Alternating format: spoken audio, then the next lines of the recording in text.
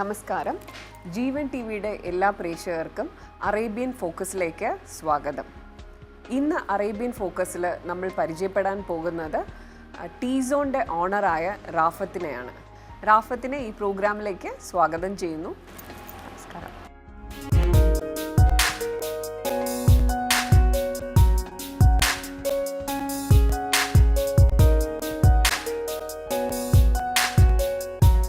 റാഫത്തിൻ്റെ കമ്പനിയെക്കുറിച്ച് പറയാമോ? ഇപ്പോഴുള്ള ബിസിനസ് സ്ഥാപനത്തിനെയും പിന്നെ എന്താണ് ഇപ്പം കറണ്ട് ബിസിനസ്സും പിന്നെ എന്താണ് ഓണർഷിപ്പ് എല്ലാം ഒന്ന് അതിനെക്കുറിച്ചൊന്ന് പറയാമോ? ടീസോൺ കഫേ ഉണ്ട്, പിന്നെ അബായ ഉണ്ട്, സാറ എന്ന് പറഞ്ഞിട്ട്, പിന്നെ ദേരയിൽ മൊബൈൽ ഷോപ്പ് ഉണ്ട്, അദ്നാൻ എന്ന് പറഞ്ഞിട്ട്. എല്ലാത്തിലും ഇൻവോൾവ്മെന്റ് റാഫത്ത് തന്നെയാണോ? അതെ അതെ, മേൽനോട്ടം. അതെ. പിന്നെ അതിൻ്റെ മാനേജ്മെന്റ് ഉണ്ട് മൊത്തത്തിൽ. പിന്നെ ഖത്തറിലൊരു ലേബർ ക്യാമ്പും ഉണ്ട്. അതെങ്ങനെയാണ് ഒന്ന് അതിന്റെ മൊത്തം ഒരു അതിനെ കുറിച്ചൊന്ന് പറയാം. എനിക്ക് സപ്പോർട്ടായിട്ട് എൻ്റെ ബ്രദർ ഉണ്ട് റമീസ്.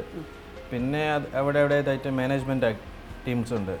പിന്നെ അതിൻ്റെ രീതിയിൽ ഇങ്ങനെ പോകുന്നുണ്ട്. ഇപ്പം ഒരുപാട് സ്റ്റാഫുകൾ ഉണ്ടാവുമല്ലോ, അപ്പോൾ അതിൻ്റെ റിക്രൂട്ട്മെൻറ്റും കാര്യങ്ങളും ഒക്കെ റാഫത്തിൻ്റെ ഇൻവോൾവ്മെൻ്റ് ഉണ്ടോ അതോ വേറെ ഈ സ്റ്റാഫിനെ തന്നെയാണോ? ഏജൻസി അങ്ങനെ എന്തെങ്കിലും? ഏജൻസി അല്ല, മാനേജ്മെന്റ് ആയിട്ട് അവരായിട്ട് എടുക്കുന്നതാണ്. ആണല്ലേ? ഓക്കെ. ഫൈനൽ ഡിസിഷൻ എന്ന് പറയുന്ന ഒരു ഫൈനൽ ഡിസിഷൻ ഞങ്ങൾ തന്നെയാണ് ചെയ്യുന്നത്. നോക്കാറുണ്ട്. ബ്രദറും ഞാനും. ദുബായിൽ വന്നിട്ട് എത്ര നാളായി? ഞാൻ 2006 വന്നതാ ദുബായിൽ. എൻ്റെ സ്റ്റാർട്ടിങ് മംസാറിൽ ബ്രദറിൻ്റെ കൂടെ, റാഫി ഫിലിൻ്റെ കൂടെയാണ് സ്റ്റാർട്ടിങ്. അവനൊരു സഹായിട്ടാണ് ഞാൻ വന്നത്. ബിസിനസ് എന്തായിരുന്നു ബ്രദറിന്? Filly cafe മംസാറിലുള്ളത്. അതിൻ്റെ സ്റ്റാർട്ടപ്പ് ആയിരുന്നു. അപ്പോഴാണ് നമ്മളും ജോയിൻ ചെയ്തത്. അതിനുശേഷം നമ്മൾ കുറേ ബ്രാഞ്ചസ് ആക്കി, ബർദുബൈയിലാക്കി. പിന്നെ അതിങ്ങനെ കണ്ടിന്യൂ ചെയ്ത് പോയി. അതിനുശേഷം ഞാൻ എൻ്റെ സെൽഫായിട്ട് ഞാൻ കുറച്ച് സ്റ്റാർട്ട് ചെയ്തത് ടീസോൺ.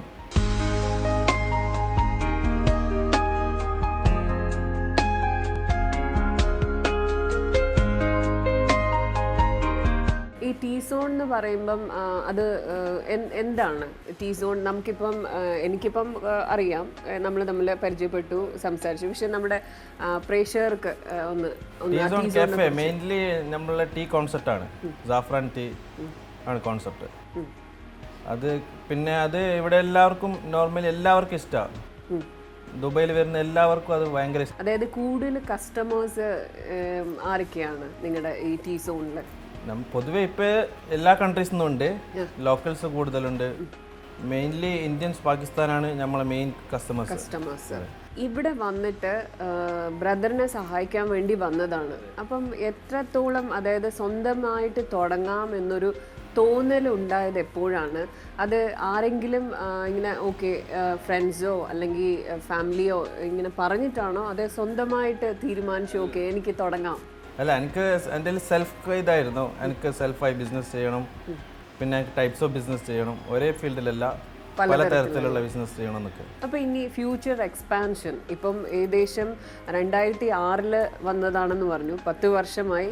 എങ്ങനെ ബിസിനസ് നോക്കി കാണുന്നു? ഇനി എന്തെങ്കിലും ഫ്യൂച്ചർ എക്സ്പാൻഷൻ? ഇപ്പോൾ ഓൾറെഡി മൊബൈൽ ഷോപ്പിൻ്റെ കാര്യങ്ങളുണ്ട്, ഖത്തറിൽ ഓൾറെഡി ഒരു ലേബർ ക്യാമ്പ് ഉണ്ട്, പിന്നെ അബായയുടെ ബിസിനസ് ഉണ്ട്, ടീ സോൺ കഫേ ഉണ്ട്. അപ്പോൾ അതിൻ്റെ ഫ്യൂച്ചറും പിന്നെ ഇനി പുതിയ എന്തെങ്കിലും തുടങ്ങാനുള്ള അങ്ങനെ എന്തെങ്കിലും പദ്ധതികൾ? എനിക്ക് ടീ സോൺ കഫേനെ എക്സ്പാൻഷൻ ആക്കണം. ദുബായിൽ ഫസ്റ്റ് ദുബായിൽ, പിന്നീട് GCCയിലും എക്സ്പാൻഷൻ പ്ലാനിങ് ഉണ്ട്. GCC എന്ന് പറയുമ്പം എവിടെയാണ്? ഖത്തർ തന്നെയാണ്. ഖത്തർ, ഇങ്ങനെ സൗദി. ദുബായിൽ മാത്രമാണോ അതോ എവിടെയൊക്കെയാണ് ബിസിനസ്? ഇപ്പോൾ ദുബായിലാണ് മെയിൻലി ടീ സോൺ കഫേ ഉള്ളത്. അതിൻ്റെ ഇപ്പോൾ 2 ബ്രാഞ്ച് ഓപ്പൺ ആയി, ഇനി 2 കൂടി ഓപ്പൺ ആവുന്നുണ്ട്. പിന്നെ അതിനുശേഷം ഇൻഷാല്ലാ 2018 ആകുമ്പോൾ ഒരു 10-15 ഔട്ട്ലെറ്റ്സ് ആക്കണം. അപ്പോൾ ഈ ബിസിനസ് ടീ സോൺ അങ്ങനത്തെ കഫേ തന്നെയാണോ അതോ പല ടൈപ്സിലും ചെയ്യണം? പക്ഷെ എനിക്ക് മെയിൻലി ടീ സോൺ കഫേ എനിക്കൊന്ന് എക്സ്പാൻഷൻ ചെയ്യണം. അത് തന്നെയാണ്, അതിലാണ് ഒരു കോൺസെൻട്രേഷൻ അല്ലേ? അപ്പം ബാക്കിയുള്ള തലത്തിൽ ഇൻവോൾവ്മെന്റ് ഉണ്ടെന്ന് പറഞ്ഞു, ഇപ്പം അബായ അല്ലെങ്കിൽ വേറെ. അപ്പം ഏറ്റവും ലാഭകരം എന്ന് തോന്നിയത് കൊണ്ടാണോ ഈ കഫേ? അല്ല, ഇതൊരു എന്റർടൈൻമെന്റ് ബിസിനസ്സാണ്. പിന്നെ കുറെ കസ്റ്റമേഴ്സും കുറെ ആൾക്കാരെ പരിചയപ്പെടാനും അങ്ങനെയൊക്കെ പറ്റുന്നുണ്ട് ഇതിൽ. ദുബായെ സംബന്ധിച്ച് നോക്കുകയാണെങ്കിൽ എല്ലാ തരം നാഷണാലിറ്റീസും ഉണ്ട്. നമുക്കിപ്പം ഓരോ രാജ്യത്ത് സഞ്ചരിച്ച് ആൾക്കാരെ കാണേണ്ട അവസ്ഥയെക്കാട്ടി ഇവിടെ ദുബായിൽ വന്നു കഴിഞ്ഞാൽ എല്ലാ നാഷണാലിറ്റീസിനെ കാണാൻ പറ്റുമെന്ന് പറയും. അപ്പം അങ്ങനെ ഒരു അട്രാക്ഷൻ, അതായത് ഈ കഫേസ് എന്താണ് ടീസോൺ കഫേ എക്സ്പാൻഷൻ വരുമ്പോൾ അങ്ങനെ എന്തെങ്കിലും ഇപ്പം പാകിസ്ഥാനീസ് പിന്നെ ആണെന്ന് പറഞ്ഞു. അപ്പൊ അങ്ങനെ എന്തെങ്കിലും ഒരു തലങ്ങളോ അങ്ങനെ എന്തെങ്കിലും കാണുന്നുണ്ടോ? അതെ, കൂടുതൽ ആൾക്കാർ നമ്മളെ ടീ ഭയങ്കര ഇഷ്ടമാണ്, ജാഫ്രാൻ ടീ. അപ്പോൾ കൂടുതൽ എല്ലാ കൺട്രീസിലെ ആൾക്കാരും വന്ന് കുടിക്കാറുണ്ട്. അപ്പോൾ ബേസിക്കലി ഇത് ഇന്ത്യൻസ് പാകിസ്ഥാനികൾക്കും ഭയങ്കര ഇഷ്ടമാണ്. ഈ സഫ്രൻ ടീ എന്ന് പറയുമ്പം അതിലെന്തെങ്കിലും ചേരുവകളോ അങ്ങനെ ഇപ്പം അങ്ങനെ എന്തെങ്കിലും ഉണ്ടോ? നമ്മുടെ സാധാരണ ചായ അതല്ല, നമ്മൾ മെയിൻലി റെസിപ്പിയാണ്, അത് സീക്രട്ടാണ്. Okay okay. അത് എങ്ങനെ അതിൽ ഉണ്ടാക്കാനായിട്ട് നമ്മുടെ മലയാളികൾ തന്നെയാണോ അതോ?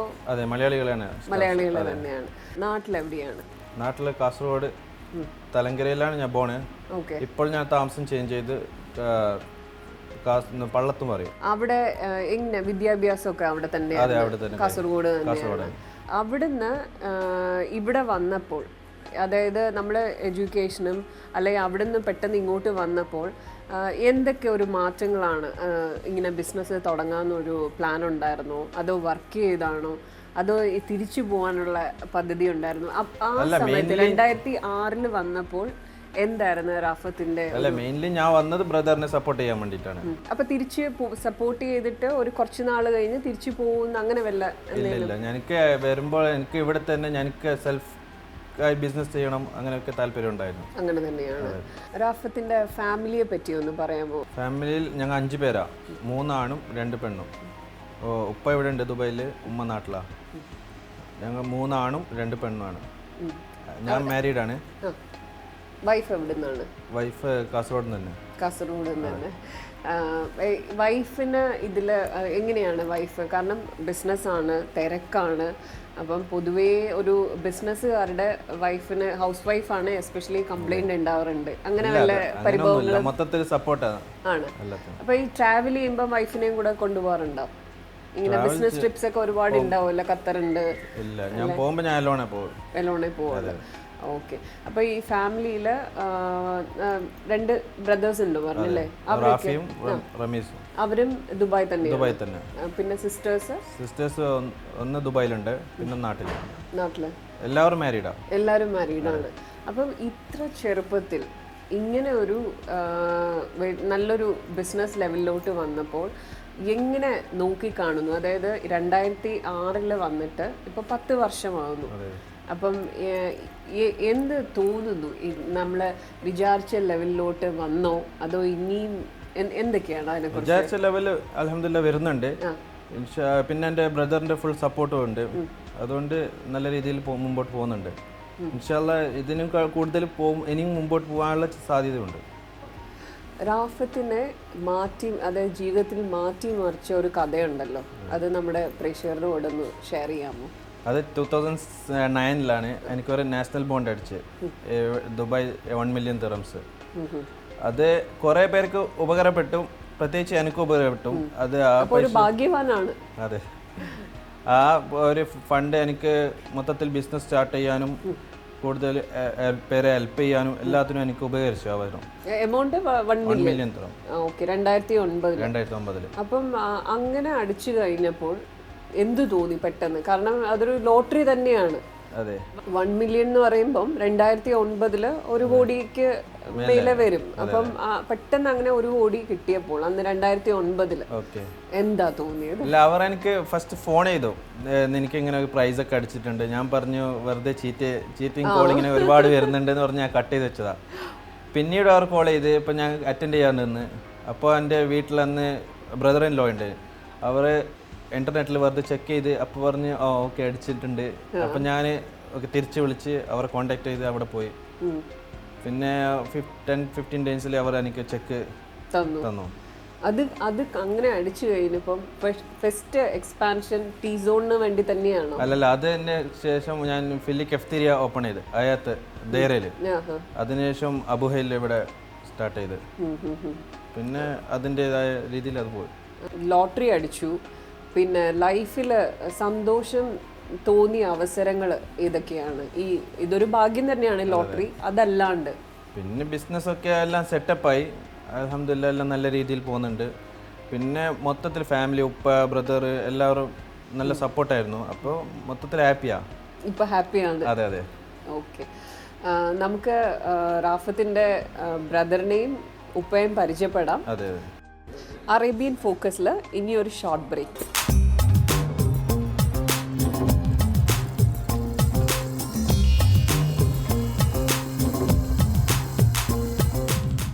Welcome back. നമുക്ക് റമീസിനെ പരിചയപ്പെടാം.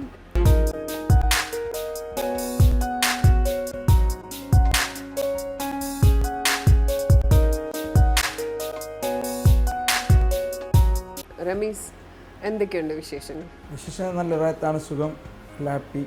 ഈ ബ്രദറിൻ്റെ കൂടെയാണല്ലോ റമീസും വന്നത്. അതെ. അപ്പം അത് കഴിഞ്ഞിട്ട് ഇപ്പം മൊത്തത്തിൽ നോക്കുമ്പം എന്ത് തോന്നുന്നു ബിസിനസ് പരമായിട്ട്? ഞാനും എൻ്റെ ബ്രദറും ഇപ്പോൾ ഞങ്ങൾ നല്ലൊരു ബ്രാഞ്ച് ടീ സോൺ എന്നൊരു ബ്രാഞ്ചിൽ തുടങ്ങി. ഞങ്ങൾ 2 ഔട്ട്ലെറ്റായി, 2-3 ഔട്ട്ലെറ്റ്സ് മോർ വരുന്നുണ്ട്. ബിസിനസ് പരമായിട്ട് നല്ല രീതിയിൽ പോകുന്നുണ്ടെന്നോ. പിന്നെ ഞങ്ങൾ നല്ലൊരു ഫ്യൂച്ചർ കാണുന്നുണ്ട്. ഈ ബിസിനസ് അല്ലാണ്ട് റമീസിന്റെ ഹോബികൾ എന്തൊക്കെയാണ്? ഹോബി അല്ലെങ്കിൽ കാറായിട്ടുണ്ടോ, കാറിനോട് നല്ല ക്രേസ് ഉണ്ട്. പിന്നെ ടൈമിന് ജിം എടുത്ത് നല്ല ബോഡി ഷേപ്പാക്കണം, നല്ല അങ്ങനെ ഒരു ഇതൊക്കെയുണ്ട്. ഈ കാറുകൾ എന്ന് പറയുമ്പം ഇപ്പം നമ്മൾ ദുബായിലാണ്, എല്ലാ തരത്തിലുള്ള പുതിയ പുതിയ ലേറ്റസ്റ്റ് ട്രെൻഡൊക്കെ ഫോളോ ചെയ്യുമോ? സ്വന്തമായിട്ടുള്ള കാറുകൾ എന്തൊക്കെയാണ്, അതിനെ പറ്റിയൊക്കെ ഒന്ന് പറയാമോ? ബെൻസിനോടായിട്ട് ഭയങ്കര താല്പര്യം ഞങ്ങൾക്ക്. ബെൻസ് G63 ബോഡി ഉണ്ട്, കാഡിലാക് എസ്കലേഡ് ഉണ്ട്, ഫോർഡ് മുസ്താങ് ഉണ്ട്. അതെല്ലാം നല്ല സ്പോർട്സ് ടൈപ്പ് കാർ വരുന്നതെല്ലാം ഞങ്ങൾ അത് സ്വന്തമാക്കാൻ വേണ്ടി നോക്കലുണ്ട്. കാർ അങ്ങനെ അടിക്കടിക്ക് മാറ്റുമോ, അതോ അങ്ങനെ വല്ലതും ഉണ്ടോ? ഇത് റമീസിന്റെ മാത്രം ഉള്ള ഒരു ക്രേസ് ആണോ? അല്ല, ഞങ്ങൾ 2 ബ്രദർ, ഞാനും റോഫത്തായിട്ട് രണ്ടാറും നല്ല 1 year 1.5 year ഞങ്ങൾ ഒരു കാർ ചേഞ്ച് ആക്കും. നല്ലൊരു മോഡൽ വരുമ്പോൾ നല്ല സർവീസ് ഒക്കെ ആണല്ലോ, നല്ല സർവീസ് ഉണ്ട്.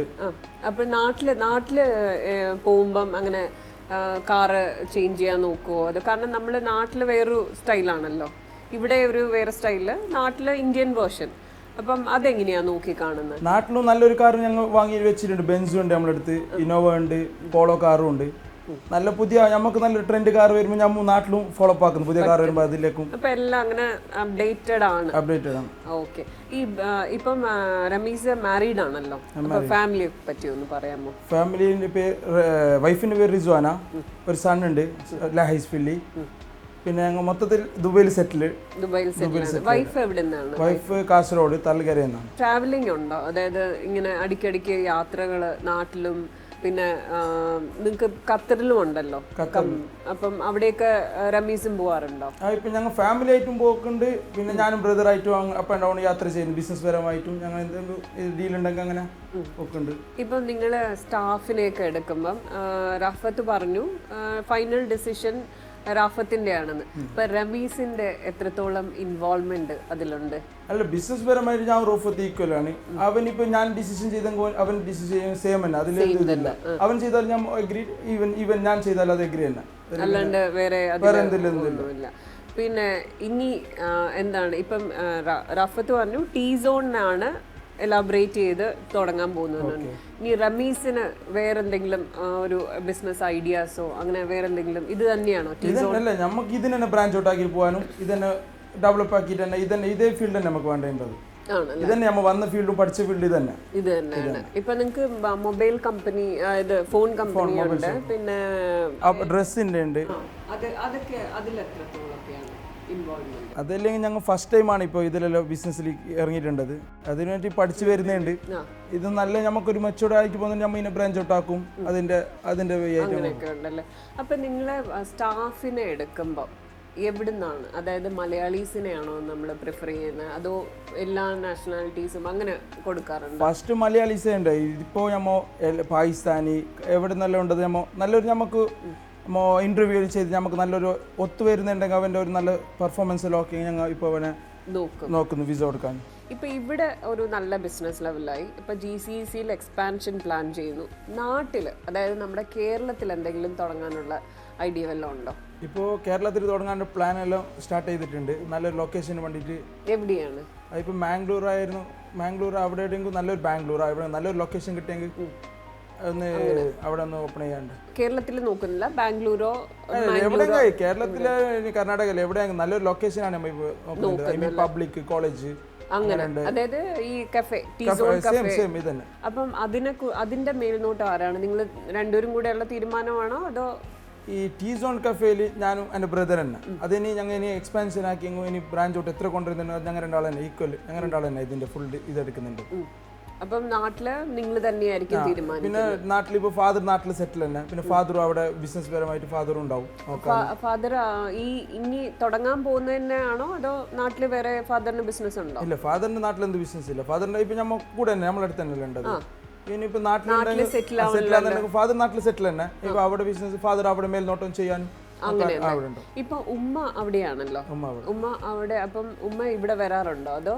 ഉമ്മ 3 months വിസിറ്റിൽ വരുന്ന പോവാ, അല്ലെങ്കിൽ വീട്ടിലൊന്നും ആരില്ലാത്തോണ്ട് മദർ അവിടെ തന്നെ സെറ്റിൽ. അവിടെയാണെന്ന് തോന്നുന്നല്ലേ അമ്മയ്ക്ക് കംഫർട്ടബിൾ? അവിടെ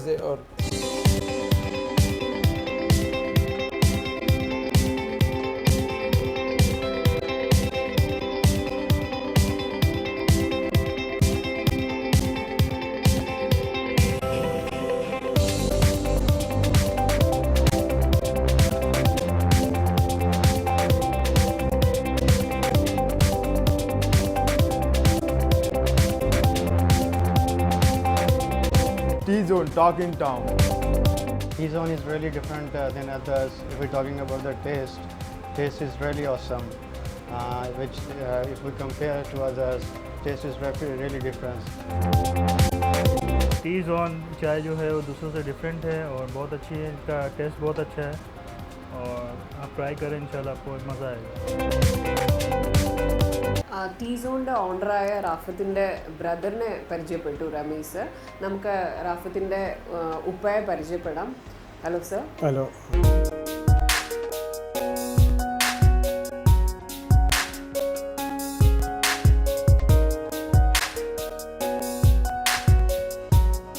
സാറിന് എന്ത് തോന്നുന്നു? ഇത്രയും നാളായിട്ട് ഇവിടെ ഗൾഫിൽ ബിസിനസ് എല്ലാം മക്കൾ എല്ലാം ഏറ്റെടുത്തു. സോ എന്ത് തോന്നുന്നു? 1974 ഫെബ്രുവരിയിലാണ് ഞാൻ ദുബൈയിൽ വരുന്നത്. കപ്പൽ മാർഗം വന്നത്. 4 വർഷം BB ഭാട്ടിയാൻ്റെ കമ്പനിയിൽ ജോലി ചെയ്തു. 1978 നാദാപുരം അസീസ് എന്നാളെ കഫ്റ്റേരിയ ലേബർ വന്നിട്ട് അടച്ചു. ആ അടച്ച സമയത്ത് ഞാൻ അതിൻ്റെ സ്പോൺസർ മുഹമ്മദ് അബ്ദുലി എന്നാളെ സമീപിച്ച് അത് ഈ കഫ്റ്റേരിയ എനിക്ക് തരാൻ പറ്റുമെന്ന് ചോദിച്ചു. അപ്പോൾ അയാൾ പറഞ്ഞ് അവർക്ക് കൊടുക്കുന്നില്ല എങ്കിൽ നമ്മൾ രണ്ടാൾ ഷെയറിൽ അത് നടത്താം, നീ ഒരു 1 month വെയിറ്റ് ചെയ്യണമെന്ന് പറഞ്ഞു.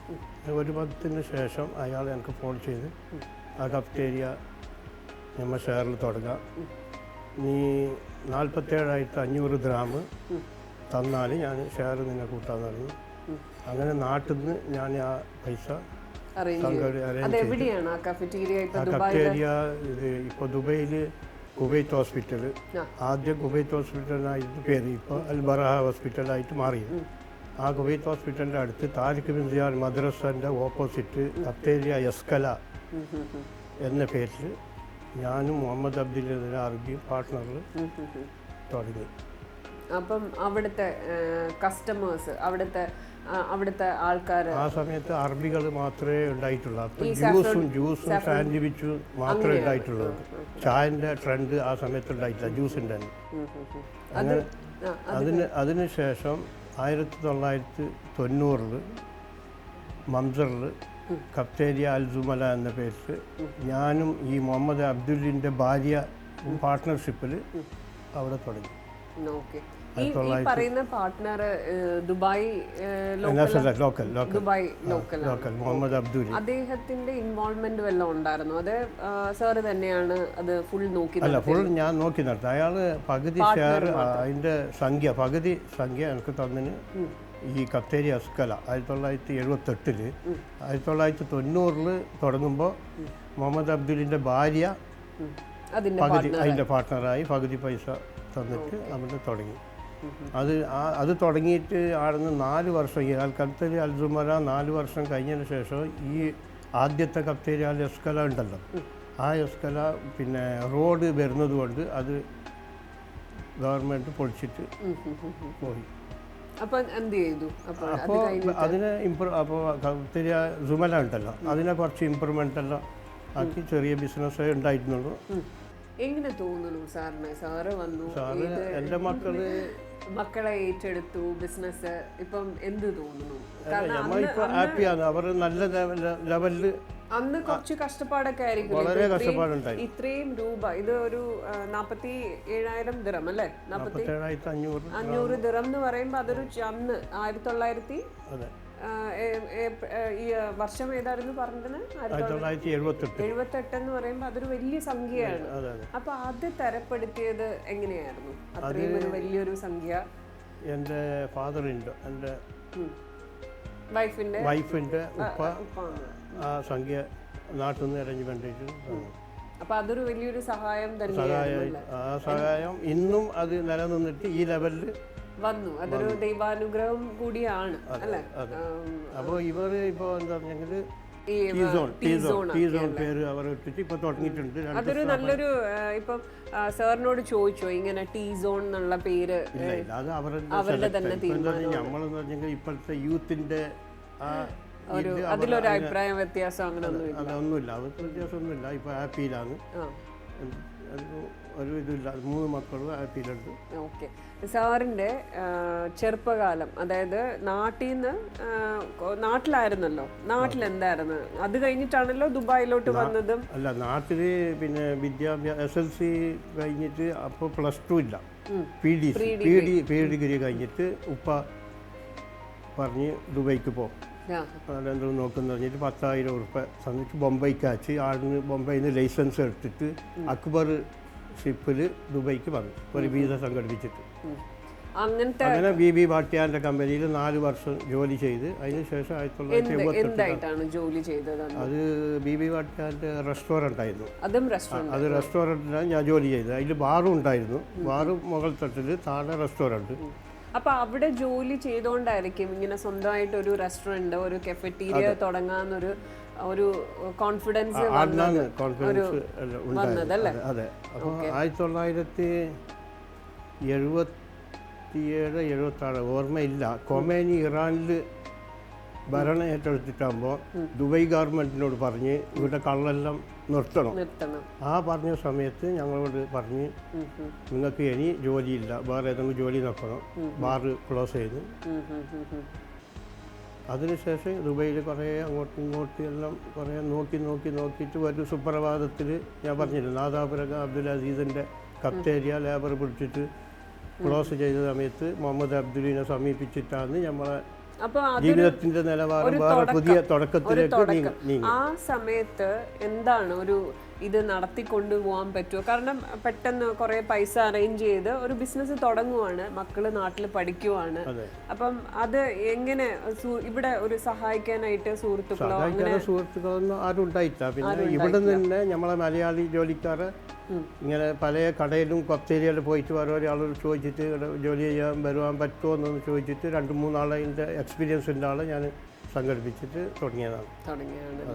ഇപ്പം എന്താണ് ഇനി നാട്ടിൽ ഇപ്പം റഫത്ത് പറഞ്ഞു, അല്ലെങ്കിൽ റമീസും പറയുന്നുണ്ട് ദാറ്റ് നാട്ടിൽ പോയിട്ട് ഉപ്പ ഇനി സെറ്റിൽ ആവാനുള്ള പരിപാടി. ഇന്ത്യയിൽ പിന്നെ ടീസോൺ തുടങ്ങാനുള്ള ഇതുണ്ട്. അപ്പോൾ നമ്മൾ കാസർഗോഡും തുടങ്ങണമെന്നുണ്ട്. മാംഗ്ലൂർ 50 കിലോമീറ്റേഴ്സേ ഉള്ളൂ. അവിടെ തുടങ്ങുമ്പോൾ ഞാനും അതിൽ കുറേ ഹെൽപ്പ് ചെയ്യണമെന്ന ഇതുണ്ട്. അത് പഠിച്ചോന് ദൈവത്തിൻ്റെ ഇപ്പം ഇത്രയൊക്കെ ആയി.